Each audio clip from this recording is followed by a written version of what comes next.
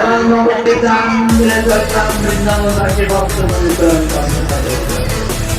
এই সঙ্গে সঙ্গে পার্থিব জগতের 14 ভুবনে যত মহাত্মা আছেন আমি সবাইকে বন্দনা করলাম এবং আমার সম্মুখে দূর দূর থেকে আগত ভক্ত ভক্তগণ সবার কাছে আমার আন্তরিক ভালোবাসা আমার শিষ্য শিষ্যাগণের কাছে আমার আন্তরিক ভালোবাসা জ্ঞাপন করছি এবং দুর্গত নিকটতম যারা ব্যক্তিগণ বান্ধবগণ আমি আমার অন্তরের গভীরতম হৃদয়ের শুভেচ্ছা জ্ঞাপন করছি।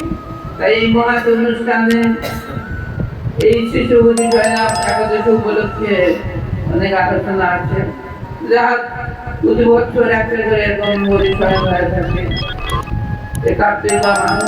সংসার মাঝে সবচেয়ে পবিত্র যদি কিছু থেকে থাকে সেটাই হচ্ছে একাদশী ব্রত।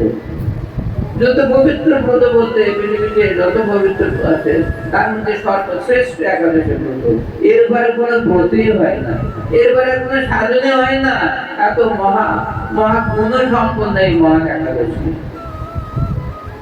আজকে কোটি কোটি কল্পে কোটি কোটি জন্মে সমস্ত পাপ স্খলন হয়ে যায় যদি আমরা এই স্বয়ং একাদশী করতে পারি।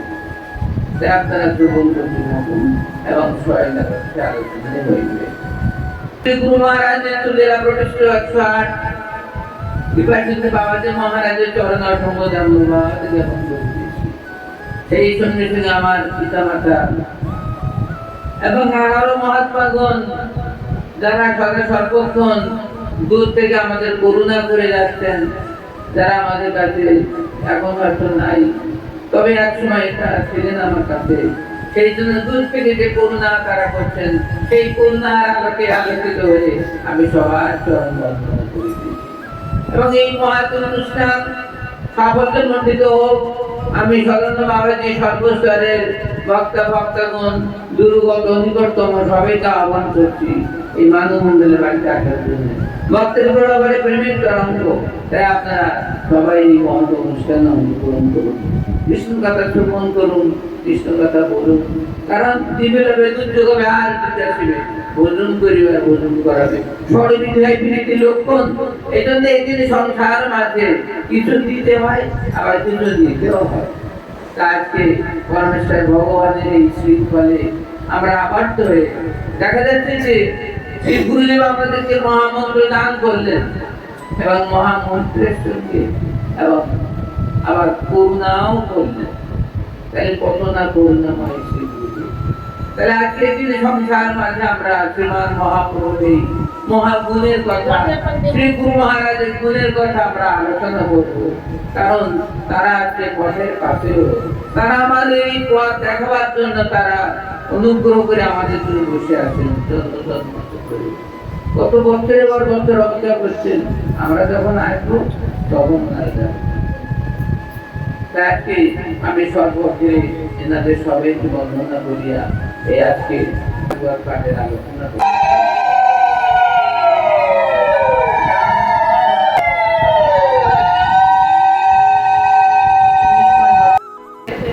এটা মহাব্রত বলা হয়। এই স্বয়ং একাদশীর কথা শ্রবণ করুন।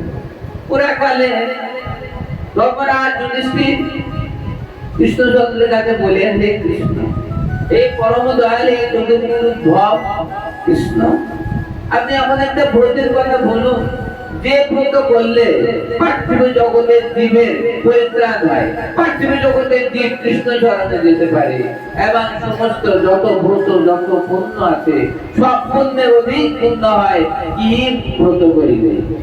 তখন ভগবান কৃষ্ণ বলে, হে ধর্মরাজ যুধিষ্ঠির, আমি আপনাকে একটা ব্রতের সন্ধান দিচ্ছি, তবে আমি নিজে বলছি না।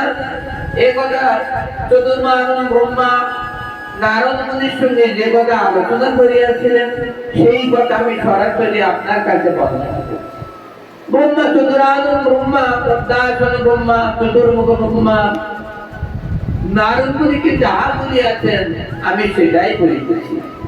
তাই বলিলেন, আষাঢ় শেষ বা শ্রাবণের আরম্ভে যে ব্রত হয় এই ব্রত কি শয়ন একাদশী ব্রত বলে। এবং এই শয়ন একাদশী মহাব্রতের অনেক আলোচনা আছে। একটা কাহিনী দিয়ে ভগবান কৃষ্ণ বলছেন, আমি একটা কাহিনী আলোচনা করছি এই শয়ন একাদশী সম্বন্ধে। পুরাকালে মানধাতা নামক এক মহারাজ ছিলেন। সেই মানধাতা পৃথিবীর অধীশ্বর ছিলেন, মহা ধর্মপরায়ণ, ভগবান পন্থী, যা কিছু করেন সব কৃষ্ণ পন্থী, তিনি কৃষ্ণ চরণে সবকিছু করেন। সেই মহারাজ মানধাতার রাজ্যে কোনো অভাব অনটন ছিল না, কোনো সুখ দুঃখ ছিল না, সুখ ছাড়া দুঃখ ছিল না। সেই মানধাতার রাজ্যে সুখ দিন দিন বর্ধিত হতো, ওই কমতো না। এবং রাজ্যে কেউ অনাহারি থাকতো না, অনিন্দ কেউ থাকতো না। সমস্ত রাজ্যবাসী শান্তির মধ্যে, যেমন রাম রাজ্য শান্তিতে ছিল না, ওইরকম শান্তির মধ্যে তিনি সেই মানধাতা রাজ্য পরিচালনা করিয়াছেন। কোনো অবনতন, কোনো শোক, কোনো দুঃখ, প্রতিদিন তিনি পূজাদের কাছে এটা হাঁটতেন যে কার কোনো শোক দুঃখ আছে কিনা। সবাই বলে, মহারাজ আমরা সবাই সুখী আছি, সবাই সুখী আছি।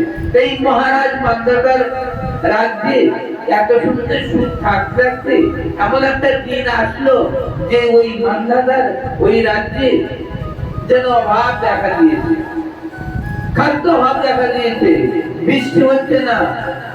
তারা কি হচ্ছে, অনাবৃষ্টি শুরু হয়েছে এবং রাজ্যের প্রজাগণ থাকতে পারছে না, না কি কোনদিন থাকতে পারে। সবার যে আহার যা ছিল তার নাই, সব হয়ে গিয়েছে, কোন আর ফসল উৎপন্ন হচ্ছে না। তখন সমস্ত প্রজাবর্গ বলছে, মহারাজ আমাদের এই সুন্দর রাজ্যে কি পাপ হয়েছে, আপনি কি পাপ করেছেন, মানে রাজার দোষে রাজ্য নষ্ট, প্রজা কষ্ট পায়, শাস্ত্রে বলে আছে। তা আপনার কোনো অসুবিধা হয়নি তো? আপনার কারণে আমরা এই ভিকার হয়ে গেছি, আমাদের কিচ্ছু নাই, আমাদের আহার বিহার নাই, আপনার রাজ্যে বসবাস করার উপায় নেই। আমরা কি না খেয়ে থাকবো, কিভাবে না খেয়ে রাজ্যে থাকতে পারি? এই বলে অনেক প্রজাগণ রাজ্য ছেড়ে চলে যাচ্ছে। তখন মহারাজ মানধাতা ভাবতে, তাই তো পাত্র নিতে সবাইকে ডেকে বললেন, তাই তো যদি বৃষ্টি না হয়, অনাবৃষ্টি হয়, তাহলে অন্ন তো উৎপন্ন হবে না, ধান উৎপন্ন হবে না। তাই প্রজাকে পালন করতে গেলে অন্নের প্রয়োজন আছে। প্রজাকে পালন করতে গেলে খাদ্য দিতে হয়, তো অন্ন দিতে হয়। অন্ন ছাড়া কখনো কোনো প্রজা বাঁচতে পারে না, খাদ্য ছাড়া কোনো জীব বাঁচতে পারে না। তাই উনি ভাবছে, তাই কি করা যায়। এখন সবার দেখে পাত্র মিত্র যে সবার দেখে সৎ পরামর্শ করে বললেন, এক কাজ করি, এই রাজ্য থেকে আমার কোনো লাভ নাই, আমি বনবাস হয়ে যাই।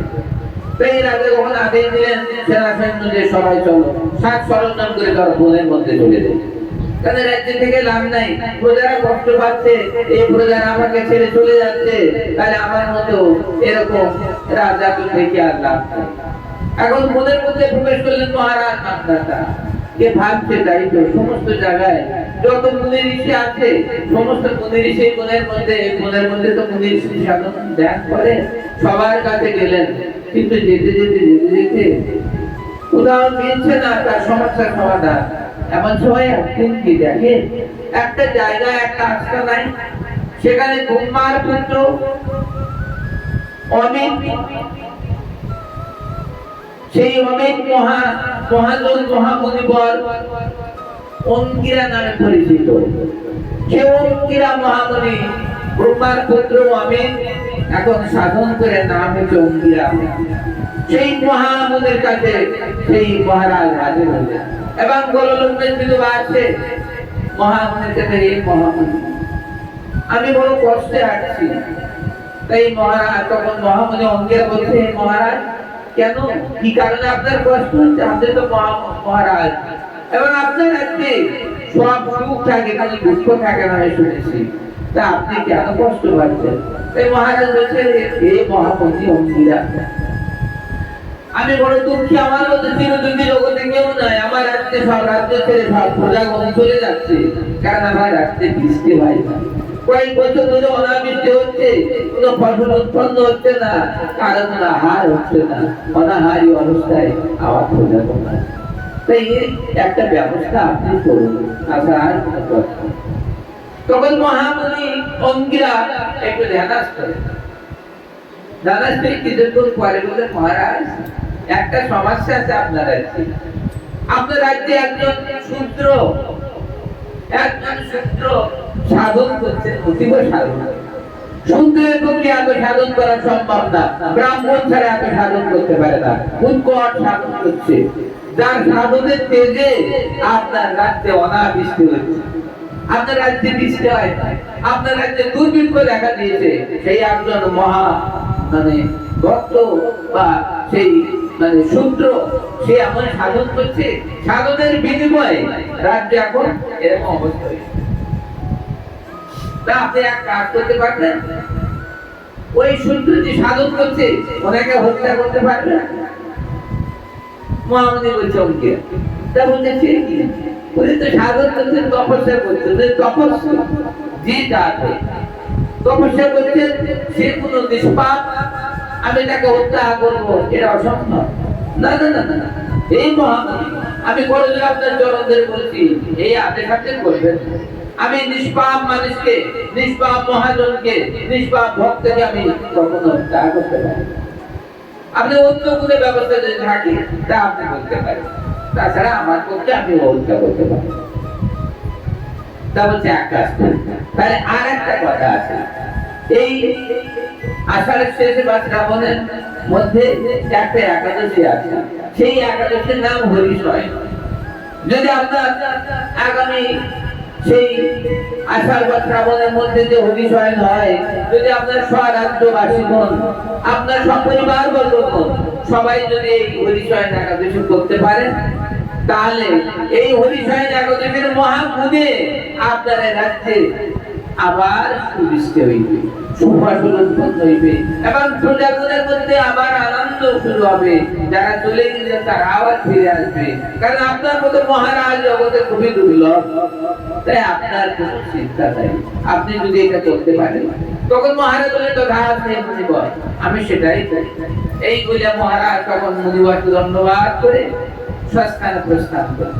নিজ দেশে এসে ঠিক সময় মতো সেই এই যে শয়ন একাদশী যেদিন চলেছে, ওই দিনে রাজ্যবাসী বলতে সবাই বলে দিলেন, সবাই এই শয়ন একাদশী করবে। আজকে আমরা শয়ন একাদশী বলছি, আগামী দিনে 9:32-এর মধ্যে পালন আছে।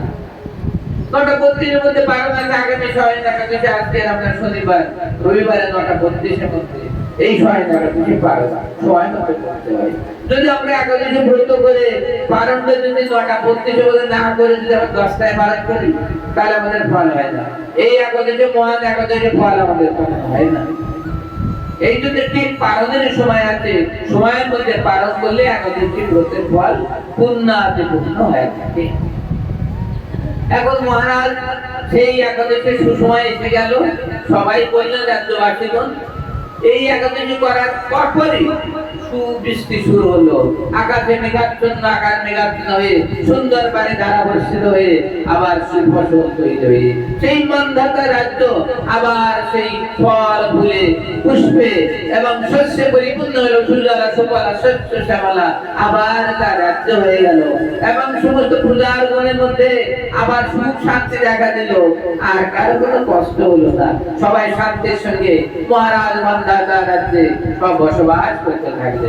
এই শয়ন একাদশীর মহিমা যদি পার্থিব জগতের জীব যদি কি করেন, তাহলে আমাদের সেই মহারাজ মন্দাতা রাজ্যে যারা সুখে আছেন, ওরকম সুখ আমাদের হইবে।